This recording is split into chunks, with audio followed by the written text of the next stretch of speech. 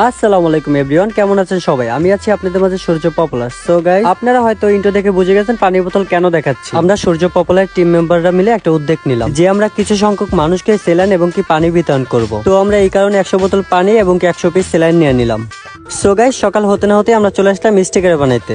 আমাদের স্টিকার বানানো প্রায় ডান। আমাদের স্টিকার কাটতেছে আমিনুল ইসলাম অব্র, সাথে আছে ভাইগনা রফিকুল, এদিকে আছে আশিক। অপেক্ষা করতেছে যে কখন স্টিকার বানানো শেষ হবে আর কখন আমরা স্টিকার গুলো বোতলে লাগাবো। দেখেন আমাদের স্টিকার গুলা কেমন হয়েছে। অনেকে হয়তো বা ভাবতে পারেন যে মানুষের সেবা যেহেতু করবেন তাহলে স্টিকার কেন লাগাচ্ছেন। স্টিকার লাগানোর কারণ হচ্ছে একটাই, যে সূর্য পপুলারের পক্ষ থেকে দেওয়া হচ্ছে।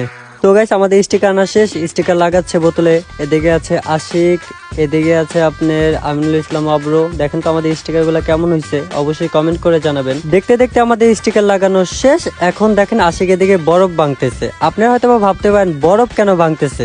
বরফ ভাঙার কারণ হচ্ছে এটাই, যাতে পানিগুলো ঠান্ডা থাকে, মানুষ খেয়ে শান্তি পায়। দেখেন আমার সোনা বাবা পানি নিয়ে আসতেছে, চিন্তা করতেছে যে সবাই কষ্ট করতেছে, আমি কেন করব না। আমি আগে থেকে ট্রেনিং নিয়ে আনি, যাতে ভবিষ্যতে মানুষের হেল্প করতে পারি। এ দেখেন আমরা কিছু পানি দিয়েছি, তারপর বরফ দিয়েছি, আবার পানি দিতেছি, আবার বরফ দিতেছি।